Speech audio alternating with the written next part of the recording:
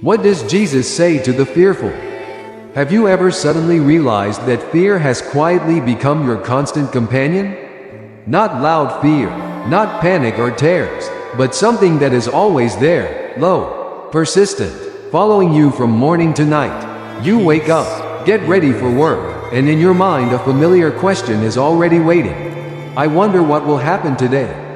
You get into your car, open your phone, scroll through the news, and your heart feels heavy before the day has truly begun. Sometimes you don't even know exactly what you're afraid of. You only know that there is an invisible pressure in your chest, as if the future were standing right in front of you, demanding that you be ready, be strong, never fall apart. And the most exhausting part is that you still have to keep living, keep working, keep pretending you're okay, even while everything inside you is trembling. Living as an adult in America today is not simple. You are taught to take care of yourself, to be independent, to stand firmly on your own feet. Your job is not just a job. It becomes your identity, your work, your sense of security. Bills arrive every month without fail. Rent, loans, insurance, medical costs, your children's education. If you have a family, you fear you won't be able to carry the weight of being the provider. If you live alone, you fear there will be no one to lean on when everything collapses. You may be doing everything society expects of you, working hard, paying on time, staying out of trouble, yet deep inside, a part of you is always tense, always on guard, as if one small mistake could cause everything to fall apart. You look around and see that everyone seems busy. Everyone has schedules, goals, plans. On social media, people post pictures of happy families, career success, beautiful vacations, and you start to wonder, is it just me who's afraid? Am I the only one who's weak? But the truth is, many people are living just like you. The difference is that they're very good at hiding it. Fear doesn't always show up as tears. Sometimes it appears as long-lasting exhaustion. Sometimes as numbness, a loss of excitement about the future. Sometimes as a reluctance to hope too much, because hoping feels dangerous, because disappointment hurts. Perhaps there was a time when you tried to pray. Maybe you once believed, once turned to God hoping for peace. But life kept going. The pressure didn't ease, the fear didn't disappear, and you began to ask, if God is there, why am I still this afraid? That question doesn't make you faithless. It simply shows that you are a very real human being, living in a very real world, carrying very real burdens. You are not afraid because you are weak. You are afraid because you are trying so hard, in a life that demands so much from you. It is precisely in moments like these that the words of Jesus are heard, not like a sermon, not like a rule to obey, but like a voice that is close, gentle, deeply human. He says, "Do not be afraid, for I am with you." This is not a promise that all your problems will disappear. It is not a demand that you calm down immediately. It is like being lost in the dark and suddenly hearing a familiar voice call your name, reminding you that you are not alone. When Jesus speaks to those who are afraid, he does not speak from a distance. He always speaks from very near. He speaks to people panicking in the middle of a storm, to those anxious about tomorrow, to souls who feel small and overwhelmed by life. And what is striking is this: he does not begin by explaining how everything will work out. He begins with presence, as if he were saying to you right now, I know what you're afraid of. I know how hard you've tried, and I am still here. When heard by a weary heart, the words of Jesus are no longer a distant quotation. They become a gentle invitation. An invitation to pause, to breathe more slowly, to stop bracing yourself so tightly. He does not ask whether you are strong enough. He does not ask whether you deserve it. He simply says that he is with you, right in the middle of your fear. And perhaps at that very point, something small but deeply real begins to happen. The fear is still there, but you no longer have to carry it alone. When Jesus says this, he does not deny your fear. He does not tell you to toughen up, to try harder, or to pretend everything is fine. He says something profoundly human. Do not let fear take the wheel of your life. Fear has a very convincing voice. It whispers that you are not good enough, that if you slow down you will be left behind, that if you show weakness you will lose respect. Fear rarely shouts. It speaks softly, steadily, repeating itself every day until you begin to think it is your own voice. What Jesus does is place a hand on your shoulder and say, "I am here." Not everything will instantly be okay, but you do not have to face this alone. When he says, "Do not be afraid," it is not a moral command, it is reassurance, like waking from a nightmare and seeing someone you trust sitting by your bed. The light dim, their voice calm. It's okay. I'm here now. In modern life, we often believe peace will come only when everything is under control, stable finances, secure work, unbroken relationships, good health. But Jesus seems to say the opposite.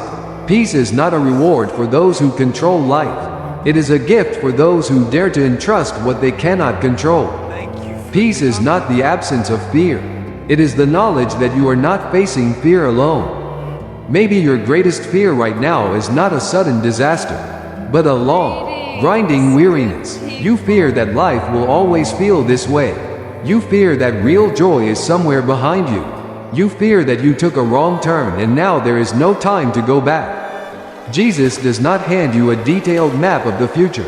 He does not promise that the road ahead will be easy. He promises one thing: His presence in each small step, even when you cannot see where the next step will lead. Think of a middle-aged man in America who wakes up every morning at 5:30. Drives an hour to a job he no longer loves. He does well, receives decent evaluations, but feels empty inside.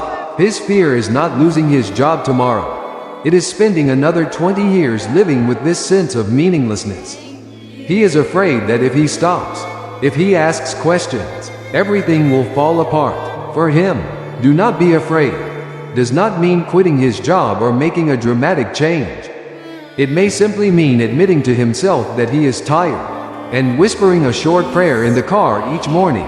"Jesus, please be with me today." Just that, yet enough to remind him he is not alone. Or think of a young woman living in a small apartment, working remotely, seeing the world through a screen. She has freedoms previous generations dreamed of, yet carries a quiet fear. Fear of being left behind. Fear of not being enough. Fear that her life is slipping by in days that all feel the same. Every time she opens social media, that fear grows. For her, Jesus' words are not a rebuke of weakness, but an invitation to pause, breathe, and remember that her worth is not measured by speed, achievement, or image. The peace he offers is an inner space where she is allowed to be herself, unfinished, learning, and still loved. Or maybe you are someone carrying the weight of family responsibility. You are the one everyone leans on. You don't allow yourself to be afraid, because if you are afraid, who will stay strong? But fear does not disappear just because you ignore it. It settles into your body, into restless sleep, into irritation you can't quite explain. When Jesus says, "Do not be afraid," he is not asking you to tighten your grip and be stronger. He is inviting you to set the burden down for a moment, long enough to admit that you, too, need support. The healing power of his words lies here. You do not have to wait until you are fearless to come to God. You can come exactly as you are, afraid, uncertain, full of questions. Jesus does not stand at the end of the road waiting for you to become perfect. He walks with you on this messy, unclear, question-filled stretch of the journey. There is a quiet, enduring hope in those words. A hope that fear does not get the final say. A hope that your life is not defined by what keeps you awake at night. A hope that even if circumstances do not change, something within you can become steadier. Not because you are stronger, but because you no longer have to carry everything alone. If you are listening to these words late in the evening, when the house is quiet and your thoughts grow louder, allow yourself to pause for a moment. You do not have to solve your entire life right now. You only need to remember that a word has been spoken to the fearful. And that word is still true today. you are not abandoned. You are seen, and you are invited to take the next small step, with someone walking beside you, even while your hands still shake. Perhaps what you need most right now is not be stronger, and not believe more. The healing message Jesus brings to the fearful never begins with pressure to change immediately. It begins with staying with you while you tremble, staying when you don't know where you are going, staying when all you can do is get through one day. You may be used to carrying everything on your own. In America, you are taught to be independent, to stand alone, to fix your own problems. But Jesus is different. He does not ask you to prove that you are okay. He simply asks, are you willing to let me be with you? And if your answer today is only a sob, that is enough for him. The hope he offers is not a promise that all fear will disappear. It is the assurance that fear no longer has the final word. That even if your circumstances have not changed, you are no longer alone in them. That there is a love that does not leave when you are weak, does not turn away when you doubt, does not withdraw when you are disappointed in yourself. You may have prayed many times and seen no change. That does not mean you have been forgotten. Sometimes the deepest healing is not found in changed circumstances, but in a heart that no longer shrinks in fear the way it once did. You begin to breathe more deeply. You begin to allow yourself to rest. You begin to believe that your worth is not measured by how much control you have over life, but by the fact that you are loved, even in your fragility. And slowly, you notice, you are still afraid, but fear no longer controls you. You still worry, but you are no longer hopeless. You still do not see the road clearly, but you are no longer frozen. This is how hope works, quietly, without drama, but real enough to lift you each morning. Before we end, I invite you to pause and listen to yourself. You don't need to fix anything. Just be honest. If you are willing, ask yourself, what fear is making it hardest for you to trust in the love and presence of Jesus right now? You can share that in the comments as a way of setting the burden down, knowing that someone is listening. Now, I would like to end with a short prayer for you, right where you are. Jesus, I come to you with everything I have today, including my fear. I do not ask you to make everything disappear, only to stay with me. Please touch the places in my heart that are trembling and tired. Help me feel your gentle presence in every breath I take. Give me enough peace to get through this day, with all its uncertainty. And remind me that I am loved, even when I am not strong yet. Amen.